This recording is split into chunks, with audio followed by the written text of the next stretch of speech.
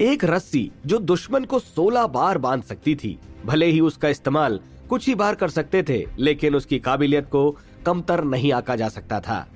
इसके अलावा इस रस्सी से 5वें लेवल के जादूगर को भी कुछ देर के लिए बांध कर रखा जा सकता था। 5वें लेवल के जादूगर के खिलाफ जंग में कुछ समय का फैसला भी लड़ाई का नतीजा बदलने के लिए काफी हो सकता था। राज ने चुपचाप बस सिर हिला दिया। अब दूसरा खजाना एक कठपुतली है, तिलिस्मक ने दूसरी पेटी खोलते हुए कहा। पेटी के अंदर एक शानदार कठपुतली रखी हुई थी। राज को यह कठपुतली काफी जानी पहचानी सी लगी। ये सफेद रंग का एक ड्रैगन था। इसके रंग के अलावा बाकी सब वैसा ही था जैसा राज ने साहा की गुफा में देखा था। ये एक उड़ने वाली कठपुतली है। इसे आत्मा पत्थर से चालू किया जा सकता है। अगर आत्मा पत्थर की क्वालिटी अच्छी हो तो इसे सुपरसोनिक की रफ्तार से भी उड़ाया जा सकता है। जब तक तुम 4थे लेवल पर पहुंचकर उड़ती तलवार के लिए तैयार होगे, तब तक ये कठपुतली तुम्हारी अच्छी सवारी बन सकती है। बस इसकी एक ही कमी है कि ये बहुत ज्यादा आत्मा पत्थर खत्म कर सकता है, तिलिस्मक ने कहा।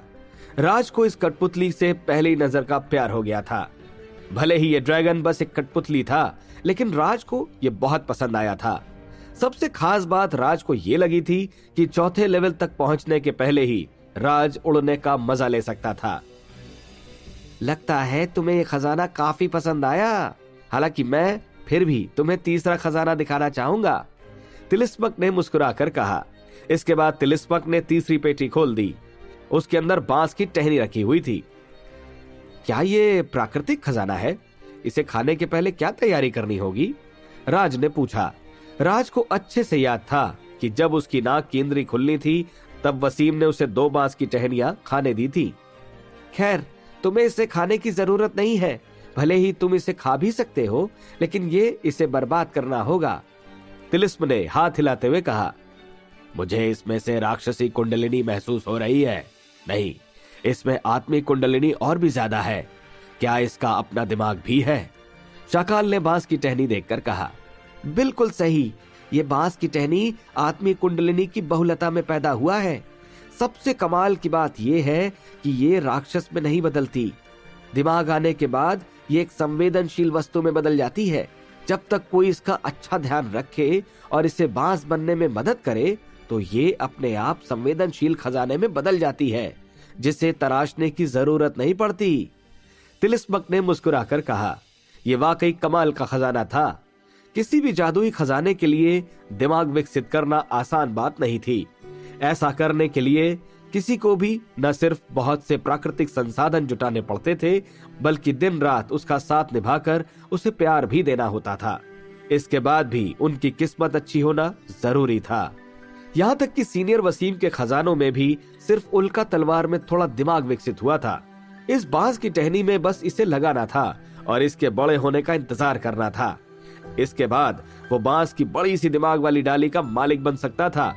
इस खजाने की कीमत खूनी क्रिस्टल से कहीं बढ़कर थी। तिलिस्मक, क्या इस बांस की टहनी में कोई दिक्कत है? शाकाल ने पूछा। उसे समझ नहीं आ रहा था कि तिलिस्मक राज को खूनी क्रिस्टल के बदले ये खजाना क्यों देना चाह रहा था। ये तो हीरे से सिक्के का लेन देन था। बांस की टहनी में ऐसी कोई खास दिक्कत नहीं है। मैं इसको लेन देन में शामिल इसलिए करना चाहता हूँ क्योंकि ये मेरे किसी काम का नहीं है। ये बस मेरे खजाने में यूं ही पड़ी हुई है। हर बार लेन देन के दौरान मैं सभी को ये दिखाता हूँ। इसके बावजूद भी ये अभी तक अपने मालिक का इंतजार कर रही है, तिलिस्मक ने कहा। क्या ये वही बात है कि चीजें अपना मालिक खुद चुनती है? राज ने पूछा। हाँ, ऐसा कहा जा सकता है, तिलिस्मक ने हंसकर कहा। तो मुझे क्या करना होगा? राज ने पूछा। ये तो बहुत आसान है। तुम्हें बस इसे उठाना है और फिर देखना है कि ये कैसे रिएक्ट करती है, तिलिस्मक ने कहा। मैं एक बात तो पूछना ही भूल गया कि इस टहनी को बांस बनने में कितना वक्त लगेगा? राज ने टहनी की तरफ हाथ बढ़ाते हुए पूछा।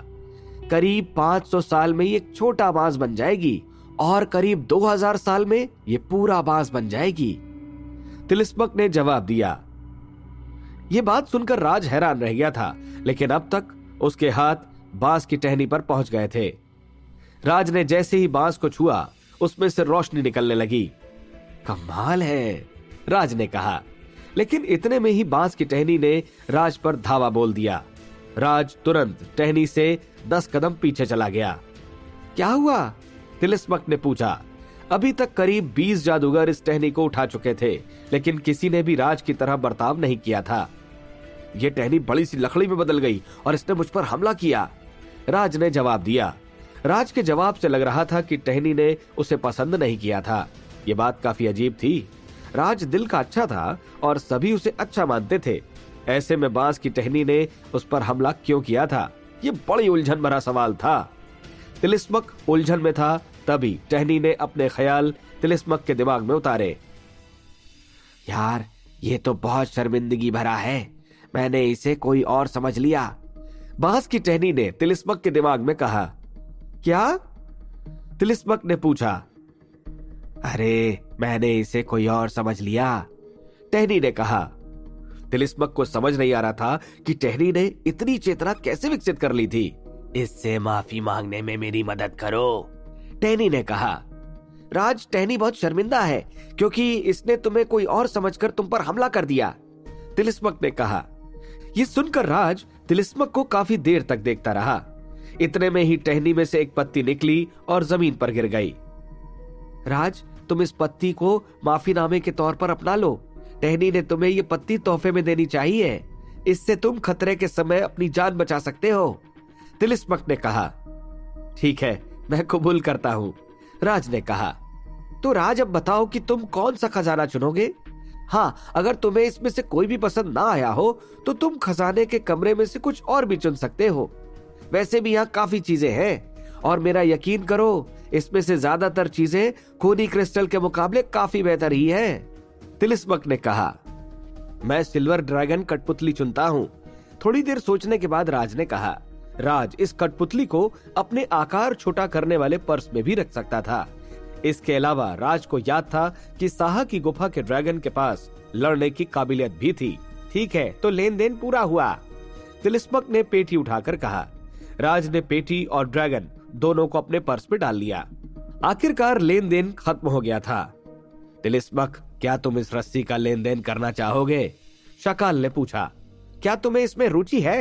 अगर तुम चाहो तो इसकी कीमत के बराबर कुछ देकर इसे रख सकते हो, तिलिस्मक ने कहा। हाँ, मेरे पास एक अच्छी चीज तो है, तुम इसे देखो और बताओ कि ये तुम्हारे काम का है या नहीं, शाकाल ने पर्स जैसी चीज निकालते हुए कहा। इसे देखकर ऐसा ही लग रहा था जैसे ये कोई आकार छोटा करने वाला पर्स ही था। इसमें से शाकाल ने कुछ चीजें निकाली। ये तो काफी अच्छी क्वालिटी का सामान है, मुझे ऐसे 5 दे दो और सौदा पूरा होता है, तिलिस्मक ने कहा। ठीक है, शाकाल ने 5 चमकदार सामान निकाल कर कहा और रस्सी लेकर अपने पर्स में रख ली।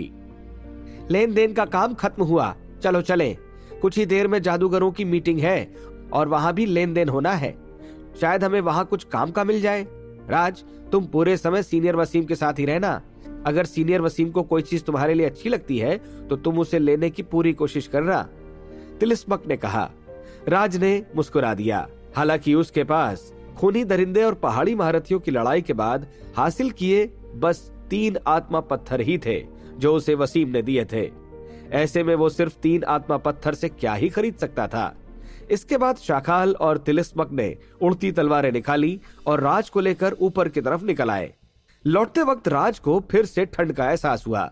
उसे समझ नहीं आ रहा था कि उसका भूत आखिर ऐसा क्या कर रहा था कि उसे इतनी नींद आ रही थी। इस वक्त टापू के किसी किनारे पर आदिवासी लोग एक वैन को घेर कर खड़े थे। वैन में परितोष कबीले के 2 लोग बैठे थे। वसीम की तलवार उन्हें यहाँ लेकर आई थी। इसके बाद से ही आदिवासी लोग उन्हें घेर कर खड़े थे। हालांकि उन आदिवासियों को पता था कि इन दोनों की सुरक्षा का जिम्मा कुछ तलवार जादूगरों ने लिया है, तो इसलिए वो सभी इन्हें नुकसान नहीं पहुंचा सकते थे। इस वक्त सौरभ की बेहोशी टूटने लगी थी। जब उसकी आंख खुली तो वो वैन के अंदर था। उसमें डिलीवरी का डिब्बा देखकर सौरभ की जान में जान आई। अंकल, आप उठ गए, परितोष परिवार की लड़की ने कहा। अरे, क्या तुम दोनों ने मेरी जान बचाई? हम अभी कहाँ हैं? सौरभ ने पूछा। यही तो दिक्कत है कि हमें नहीं मालूम कि हम कहाँ हैं, परितोष परिवार की लड़की ने कहा। इसके बाद सौरभ की नजर आदिवासियों पर पड़ी। वो बहुत हैरान था। ये आदमी शापित है, एक आदिवासी ने सौरभ को देखकर कहा। आखिर आदिवासी लोग इस वैन को घेर कर क्यों खड़े थे? क्या राज सही समय पर आकर सौरभ को उनसे बचा पाएगा? क्या राज का भूत अभी भी वैन के अंदर ही था? आखिर राज का भूत उसके मन की इंद्री में वापस क्यों नहीं लौटा था? आखिर राज को उसके भूत के जरिए जिस ठंड का एहसास हो रहा था, उसकी वजह क्या थी? क्या डिब्बे में बंद बर्फ का टुकड़ा कोई जादुई खजाना था? लेकिन यह चीज चंद्रशेखर को क्यों भेजी जा रही थी? इतनी सारी गुत्थियों के पीछे आखिर क्या रहस्य था?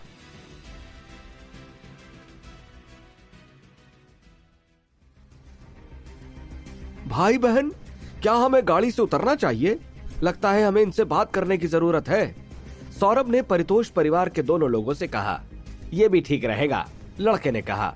भले ही ये दोनों पहले लेवल के 2 इंद्रियों वाले जादूगर थे, लेकिन इन आदिवासियों से लड़ने के लिए उनकी इतनी ताकत काफी थी, इसलिए उन्हें किसी बात का डर नहीं था। अगर ऐसा है तो पहले मैं बाहर निकलता हूँ, तुम लोग यही रहो और मौके पर नजर रखो, सौरभ ने कहा और गेट खोलकर गाड़ी से बाहर आ गया। हेलो, क्या आप लोग बता सकते हैं कि ये कौन सी जगह है? सौरभ ने पूछा। ये मैं जानता हूँ, जैसा उस भयानक आदमी ने हमसे कहा है उस हिसाब से ये शांत पानी में एक छोटा सा टापू है, एक आदिवासी ने जवाब दिया। शांत पानी की बात सुनकर पहले तो उसे कुछ भी समझ नहीं आया, फिर उसे लगा शायद ये हिंद महासागर की बात कर रहे हैं, लेकिन उसे ये समझ नहीं आ रहा था कि उसने इतनी यात्रा कब और कैसे कर ली थी। उसे लगने लगा था कि शायद उसकी बेहोशी में कई महीने गुजर गए थे। अभी सौरभ इन लोगों से और जानकारी लेने वाला था, तभी 3 लोग दूर से उनकी तरफ आए। ये तीनों राज, तिलिस्मक और शाकाल थे। अरे सौरभ, कैसे हो तुम? राज ने कहा। राज, तुम यहाँ क्या कर रहे हो? सौरभ ने पूछा। ये इलाका मेरे एक दोस्त का है और मैं यहाँ मेहमान बनकर आया हूँ, राज ने कंधे उचकाकर कहा। तिलिस्मक के खजाना घर से बाहर निकलकर राज ने अपने भूत को ढूंढा और वहीं आ पहुंचा। राज को वैन के अंदर अपना भूत महसूस हो रहा था, लेकिन जब उसने भूत को वापस बुलाने की कोशिश की तब भूत ने कमजोरी की वजह से कोई रिस्पॉन्स नहीं दिया, बल्कि राज को बहुत भयानक ठंड का एहसास हुआ। जितना राज वैन के पास जा रहा था उतना उसे और ठंड लग रही थी, इसलिए राज के पास अपने भूत के सेंसेस से थोड़ी देर के लिए नाता तोड़ने के अलावा और कोई चारा नहीं था। राज, क्या तुम सन्यासी बन गए? सौरभ ने पूछा। नहीं, मैं कभी सन्यासी बनने का नहीं सोच सकता।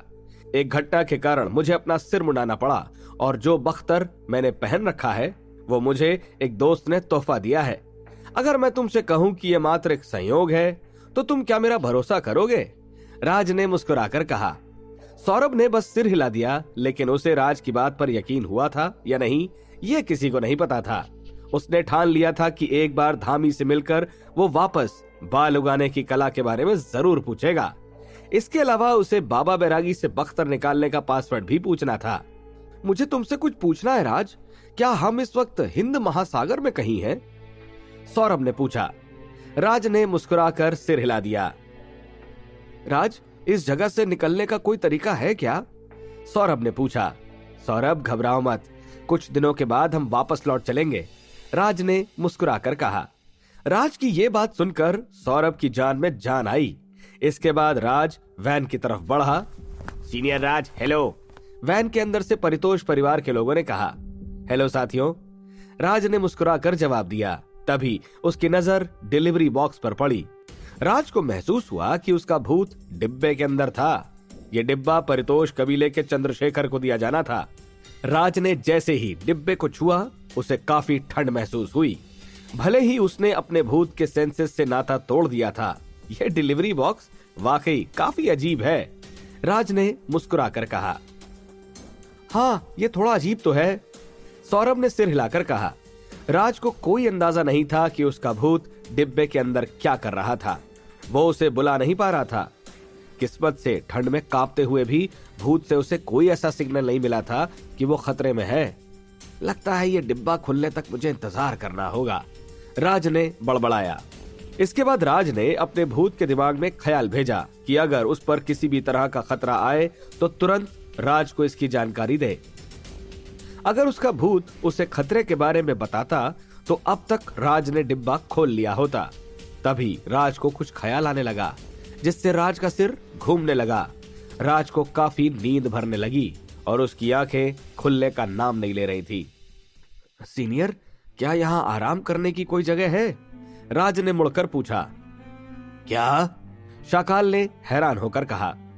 मुझे अचानक ही बहुत थकान महसूस हो रही है, राज ने कहा और वो नीचे की तरफ गिरकर सीट पर ही सो गया। ये देखकर तिलिस्मक को राज की चिंता हुई और वो जांच करने के लिए आगे बढ़ा। ये वाकई सो रहा है और लगता है कि इसमें कुछ अलग नहीं है। मैं तो फिजूल ही डर गया था, तिलिस्मक ने कहा। शायद ये मेरी वजह से हुआ, शाकाल ने कहा। शाकाल ने राज को अपने शरीर में काफी देर तक रखा था। ऐसे में राज की दिमागी ताकत का खत्म हो जाना आम बात थी। खैर छोड़ो, मैं इसके आराम करने की जगह का बंदोबस्त करता हूँ, तिलिस्मक ने मुस्कुराकर कहा। राज को एक अजीब सपना आया। इस बार वो सहस्त्रहस्त कबीले का शिष्य था। ये लोग बंदिशें तोड़ने और गढ़ा खजाना निकालने में माहिर थे। बस सहस्त्रहस्त कबीले के लोग पॉकेटमार कबीले के लोगों जैसे चालाक नहीं थे और इनमें सब्र जैसा कुछ नहीं था। इसी कारण इतिहास में इन्हें कोई खास जगह नहीं मिली थी और अब उनकी विरासत भी खत्म होने की कगार पर थी। हालांकि राज को समझ नहीं आ रहा था कि उसे सहस्त्रहस्त कबीले के किसी शख्स का सपना क्यों आ रहा था, क्योंकि उसे तो याद भी नहीं था कि वो कभी सहस्त्रहस्त कबीले के किसी शख्स के संपर्क में भी आया हो। जबकि राज को जब भी किसी का सपना आता था तो उसका सपने में आने वाले शख्स से कोई न कोई नाता जरूर होता था। लेकिन अभी के लिए राज को सहस्त्रहस्त कबीले के किसी भी शख्स का ध्यान नहीं था। अभी राज अपने ख्यालों में डूबा ही था कि सपने की दुनिया में कहानी आगे बढ़ने लगी। सहस्त्रहस्त कबीले के उस शख्स ने कुछ जादूगरों के साथ पुरानी कब्रें ढूंढने के लिए एक टीम बनाई। उनकी जानकारी के हिसाब से 7वें लेवल के एक जादूगर ने हाल ही में कब्र छोड़ी थी। ऐसे अगर वो लोग वहां पहुंच जाते तो इसका बड़ा फायदा उठाया जा सकता था। राज को सपने में एक धुंधली कब्र दिखाई दी और चारों तरफ उसे बस कोहरा दिखा। राज ने कब्र के पास जाकर देखा तो उस पर लिखा था कि ये सत्यान्वेषी की कब्र है। राज को ये नाम जाना पहचाना लगा। राज के साथ 6 जादूगर और भी थे। हमारी किस्मत काफी अच्छी है, अभी तक सब कुछ बड़े आराम से हो गया, लेकिन अब हमारी असली चुनौती शुरू होती है। हमें काफी सावधानी बरतनी होगी, एक साथी ने कहा। अभी ये बात खत्म ही हुई थी कि तभी एक धमाके की आवाज आई। राज को अपने पूरे शरीर में दर्द उठा। राज अभी जिसके शरीर में था वो उस कब्र के एक जाल में फंस गया था और बुरी तरह से घायल हो गया था। हालांकि इसमें उसकी जान नहीं गई थी। राज से ये दर्द बर्दाश्त नहीं हुआ। वो बुरी तरह से कराहने लगा। धीरे धीरे उसकी चेतना जाने लगी और आंखें ओझल होते हुए उसे अपने साथियों की चीख सुनाई देती रही। लेकिन सपना यही नहीं खत्म हुआ था। राज अभी भी सपने में था। अब राज को होश आया तो उसने देखा कि सहस्त्रहस्त कबीले के लोग खून से भरे एक पोखर में पड़े हुए थे। चिंता मत करो, तुम्हारे साथी तुम्हें यहाँ लेकर आए हैं, अब तुम सुरक्षित हो, एक रोबोट जैसी सुनाई देने वाली आवाज आई। राज ने देखा कि वो खून से भरे पोखर में पड़ा है। ऐसी ही एक पोखर राज ने साहा की गुफा में देखी थी। ये टेक्निक काली दुनाली कबीले की है, जिसमें नए हाथ और पैर लग जाते हैं जो असली हाथ पैर जैसे ही काम करते हैं। इसके बाद हाथ पैर घायल हो जाने की चिंता भी नहीं रहती। तुम अभी सो जाओ, जब तुम्हारी नींद खुलेगी तो तुम्हें पता चलेगा कि तुम्हारे हाथ पैर पहले जैसे ही हो गए हैं और उठने के बाद तुम इस गुफा के मालिक हो जाओगे, उस कठपुतली जैसे शख्स ने हंसकर कहा। राज को अब समझ आ गया कि वो किस सपने में था। वो साहा के कठपुतली शरीर में था। काफी समय के बाद साहा को दोबारा होश आया। इस वक्त वो ठीक वहीं खड़ा था जहां से पंखुड़ी, राज और जिष्णु को मानव खाल मिली थी। हालांकि ये जगह थोड़ी सी अलग थी। साहा की आंख खुलने के पहले पत्थर का एक दरवाजा नीचे आ रहा था। उस दरवाजे के अंदर एक लड़की की कठपुतली थी जो दीवार पर टंगी हुई थी। दरवाजा लगते ही दीवार एकदम सपाट हो गई। मैं सहस्त्र कबीले का साहा, इस गुफा और कई सारे कठपुतलियों का मालिक हूँ, साहा ने बड़बड़ाया और अगले ही पल वो बिल्कुल ही अलग व्यक्ति बन गया, जैसे किसी ने उसके ऊपर वशीकरण किया हो। सपना यहीं रुक गया। राज को इस बार सपने से कुछ भी सीखने को नहीं मिला था, लेकिन उसे एक बात जरूर पता चल गई थी कि साहा की गुफा में एक दीवार है जिसे दरवाजे की तरह खोला जा सकता था, जिसके अंदर इंसान जैसी कठपुतली थी। आखिर उस कठपुतली में और उस आदमी में क्या रिश्ता है जिसने साहा को कठपुतली बनाया? ये बहुत ही रोचक है। समय आने पर मैं फिर से उस गुफा में जाकर पता लगाऊंगा, राज ने मन ही मन सोचा।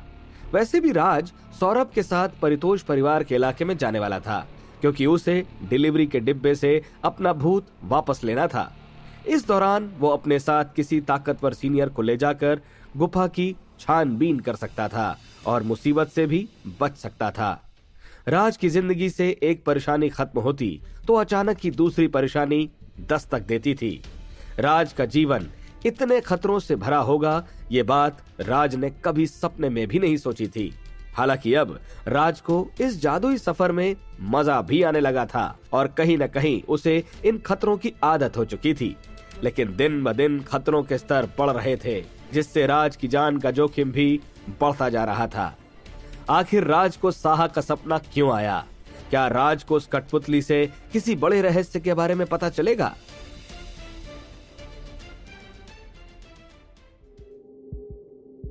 अब मुझे उठ जाना चाहिए, राज ने आंखें खोलते हुए कहा। लेकिन राज को कुछ अजीब महसूस हुआ। उसके बाल आ चुके थे और वो वापस पहले लेवल का जादूगर बन गया था। क्या सपना अभी भी जारी है? राज ने मन ही मन सोचा। अब तुम मेरे साथ कैद में कुछ सालों तक रहना। जैसे ही तुम मेडिटेशन शुरू करोगे, समय चुटकियों में उड़ जाएगा, एक गंजी लड़की ने हंसकर कहा। राज को कुछ भी समझ नहीं आ रहा था। उसके लिए सपने और हकीकत का फर्क मिट सा गया था। ये पत्थर की दीवार ठोस नहीं है, शायद इसके पीछे कोई खुफिया कमरा होगा, गंजी लड़की ने फिर से हंसकर कहा। जैसे ही वो मुड़ी, उसकी शक्ल देखकर राज हैरान रह गया। ये लालटू थी, लेकिन वो राज के सपने में क्यों आई थी? इसकी राज को कोई खबर नहीं थी। इसके बाद राज और लालटू खुफिया कमरे में चले गए। वहां उन्हें 10 पुरानी कब्रें दिखी। बीचों बीच बनी कब्र क्रिस्टल की थी और उसके चारों तरफ ब्रॉन्ज की कब्रें थी। क्रिस्टल कब्र के अंदर एक आत्मीय जानवर लेटा था। उसके हिरन जैसे सींग थे, सिर ऊंट की तरह था, आंखें खरगोश जैसी, सांप जैसी गर्दन, सीप की तरह पेट, मछली की तरह कांटे, चील जैसे नाखून, बिल्ली जैसे पंजे और गाय जैसे कान थे। ये सभी एक सफेद शरीर में मौजूद थे। एक ड्रैगन? राज ने आंखें फाड़कर देखते हुए कहा। राज को सपने के इस हिस्से तक थोड़ा अंदाजा होना शुरू हो गया था। इस बार भी वो किसी के सपने में था, हालांकि इस बार वो अपने ही शरीर में था। सपने का ये हिस्सा उसकी खोई हुई यादों से था। रहस्यमय टापू पर उसकी याददाश्त चली गई थी, तो राज को शक हो रहा था कि शायद ये रहस्यमय टापू की याद का हिस्सा था। इसके बाद लालटू ने वहां से अजगर के कंकाल से मुरझाई बेल हासिल की। फिर राज और लालटू वहां से बाहर आ गए। अचानक ही राज की आंखों के सामने से नजारा बदल गया। एक सफेद ड्रैगन राज की आंखों के सामने उड़ रहा था और उसने राज पर हमला किया। अरे नहीं, मैंने गलत आदमी पर हमला कर दिया। नींद खुलने के पहले राज को यही आखिरी बात सुनाई दी थी। इस बार राज की असल में नींद खुल चुकी थी। उसका सिर फिर से गंजा हो चुका था और उसे अभी भी हल्के चक्कर आ रहे थे। अब तक सूरज उग चुका था। अरे तुम उठ गए, धामी ने मुस्कुराकर कहा। अरे सीनियर, आप यहाँ क्या कर रहे हैं? राज ने आंखें मलते हुए कहा। अब मैं तुम्हें कैसे समझाऊं, जब तुम सपने में थे तो लगातार नाम पुकार रहे थे, इसलिए तिलिस्मक ने मुझे यहाँ बुला लिया, धामी ने कहा। धामी को थोड़ा अजीब महसूस हो रहा था, क्योंकि वो राज से इस तरह से पहले कभी नहीं मिला था। ऐसे में नींद में राज का धामी को पुकारना उसे थोड़ा अजीब लग रहा था। क्या मैं इसका नाम पुकार रहा था? शायद ऐसा इसलिए हुआ होगा क्योंकि मैं अपने बाल वापस उगाना चाहता था और वो बात मेरे मन में घर कर गई होगी। लेकिन मुझे नहीं लगता कि मैं लगातार इनका नाम पुकार सकता हूँ, राज ने मन ही मन सोचा। वो थोड़ी शर्मिंदगी महसूस कर रहा था। तो बताओ राज, क्या तुम्हें मेरी मदद की जरूरत है? धामी ने पूछा। हाँ, एक मामले में तो मैं आपकी मदद चाहता हूँ। मुझे रात को एक बुरा सपना आया और उससे निकलने में मुझे आपकी मदद चाहिए, राज ने कहा। राज बताओ क्या बात है? मैंने तो सुना तुमने 7 जादुई नाम रख लिए। धामी ने गहरी सांस लेकर कहा, हाँ आपने सही सुना। असल में मैं आपसे ये जानना चाहता हूँ कि कम समय में बाल कैसे उगाए जा सकते हैं। राज ने हंसकर कहा। राज की ये बात सुनकर धामी की भी जोरदार हंसी फूट पड़ी। मैंने सोचा था कि तुम्हारे पास कोई कठिन सा सवाल होगा, लेकिन ये तो एक छोटी सी टेक्निक के बारे में निकला। धामी ने राज के गंजे सिर को देखकर कहा, सीनियर, क्या उस टेक्निक को इस्तेमाल करने की कोई रिक्वायरमेंट भी है? क्या अभी की कंडीशन में मैं इसे सीख सकता हूँ? राज ने पूछा। राज को कहीं ना कहीं डर था कि इस टेक्निक को इस्तेमाल करने के लिए तीसरे, चौथे या पांचवें लेवल की ताकत की जरूरत होगी। चिंता मत करो, तुम्हारे दूसरे लेवल की जादूगरी इस टेक्निक को सीखने के लिए काफी है, धामी ने कहा। अगर ऐसी बात है तो मैं चाहूंगा कि आप मुझे ये सिखाएं। इसके बदले आपको किस चीज की जरूरत है? बताइए कि इसके बदले मैं आपको क्या दे सकता हूँ? राज ने कहा। यह तो काफी छोटी सी टेक्निक है, तुम्हें इसके बदले कुछ भी देने की जरूरत नहीं है, लेकिन अगर तुम वाकई कुछ देना चाहते हो तो मेरा लिखा एक गाना सुन लो। मैंने हाल ही में एक नया गाना लिखा है और अभी तक उसे किसी ने भी नहीं सुना। तुम वो गाना सुनकर मुझे उसका रिव्यू दे सकते हो, धामी ने कहा। आप गाना लिखते और गाते भी हैं? कमाल है सीनियर, आप गाना शुरू कर सकते हैं, मैं बहुत ध्यान से सुनूंगा, राज ने कहा। ठीक है, तो मैं शुरू करता हूँ, धामी ने कहा। सीनियर, क्या आपको बैकग्राउंड म्यूजिक की जरूरत होगी? राज ने पूछा। नहीं, इसकी जरूरत नहीं है, मैं ओपेरा वाला हिस्सा गाऊंगा, धामी ने जवाब दिया। धामी ने गाना शुरू किया। राज के कानों में गहरा सन्नाटा सा छा गया। उसे महसूस हुआ जैसे वो मरने वाला था। गाने की आवाज से कई चीजों के टूटने, लोगों के गिरने और भी कई तरह की आवाजें आईं।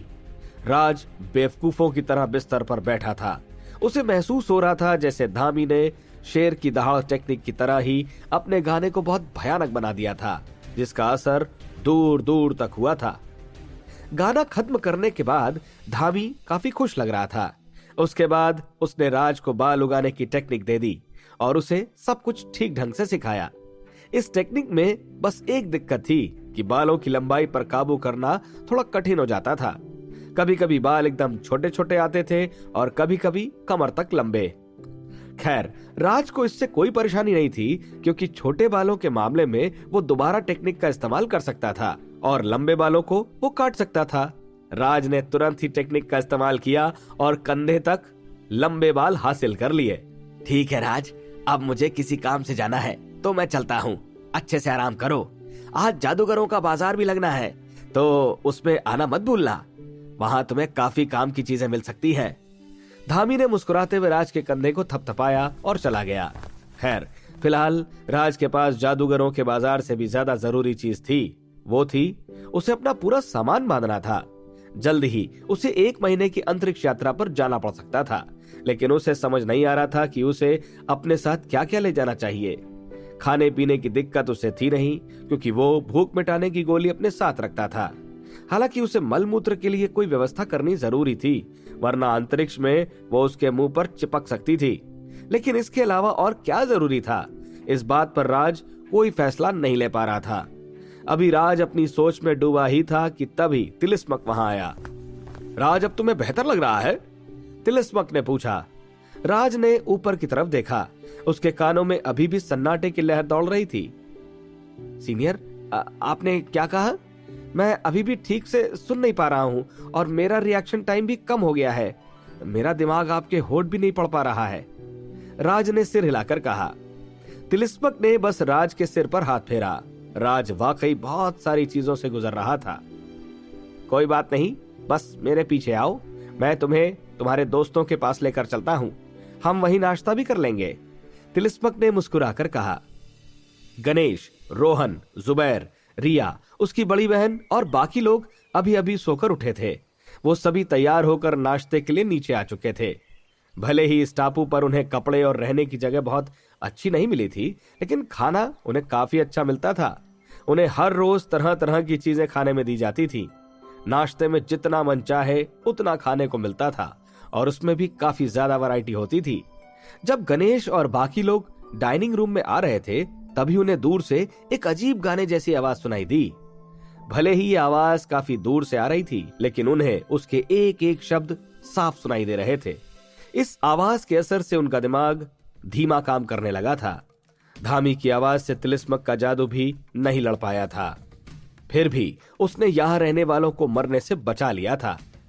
आवाज सुनाई देना बंद होते ही गणेश और बाकी लोग काफी देर तक अपनी जगह पर खड़े रहे। उनका दिमाग एकदम खाली हो चुका था और थोड़े समय के लिए उनके सोचने समझने की शक्ति भी चली गई थी। क्या कोई चुड़ैल गाना गा रही थी? गणेश ने पूछा। नहीं, वो किसी आदमी की आवाज थी, रोहन ने कहा। इस तरह से गाने वाले के पास वाकई हुनर की कोई कमी नहीं होगी, जुबैर ने कहा। अभी वो सभी बातें ही कर रहे थे कि तभी राज और तिलिस्मक वहां आ गए। राज, गणेश ने कहा। हालांकि राज का पहनावा और उसके बाल देखकर गणेश हैरान था। उसे समझ नहीं आ रहा था कि इतने कम समय में राज ने इतने लंबे बाल कैसे बढ़ा लिए थे। टापू के मालिक, क्या राज को कुछ हुआ है? जब राज ने गणेश की बात का जवाब नहीं दिया तो रोहन ने पूछा। यह एक लंबी कहानी है। खैर, ये बताओ कि तुम लोगों को भी वो आवाज सुनाई दी थी क्या? तिलिस्मक ने पूछा। वो सायरन जैसे गाने की आवाज? रोहन ने पूछा। सायरन? उस गाने वाले का नाम धामी है। इतनी दूर होकर भी तुम्हें उस आवाज का भयानक रूप समझ आ गया होगा, है ना? राज उस गायक के ठीक बगल में था और उसने उस आवाज को सीधा सुना है। वो आवाज उसके कानों में घुसकर इसके दिमाग को खाली कर गई है, इसलिए इसकी रिएक्शन देने की रफ्तार थोड़ी कम हो गई है। लेकिन चिंता मत करो, इसकी ताकत के हिसाब से ये आधे दिन में ठीक हो जाएगा, तिलिस्मक ने कहा। अरे गणेश, रोहन, राज ने काफी देर के बाद जवाब दिया। अभी उसकी हालत लगभग वैसी ही थी जैसी शाकाल के शरीर में पहुंचकर हुई थी। पहले ही शाकाल के शरीर में जाकर उसे 3 सेकंड का लैग झेलना पड़ा था, और जबकि अब तो उसकी हालत पहले से भी बेकार थी। इस बार लैग 3 सेकंड की जगह 11 सेकंड और उससे भी ज्यादा का हो गया था। अभी मैं राज को तुम लोगों के हवाले छोड़ता हूँ, मुझे कुछ काम निपटाने हैं, तो मैं अभी के लिए चलता हूँ। हम दोपहर में दोबारा मिलेंगे, तिलिस्मक ने कहा। क्या राज के रिएक्ट करने की काबिलियत जल्द ही लौट पाएगी? क्या राज अपने दोस्तों को इस टापू से रिहा करवा पाएगा? क्या जादूगरों के बीच होने से राज के दोस्तों को भी राज के जादूगर होने का सच पता चल जाएगा?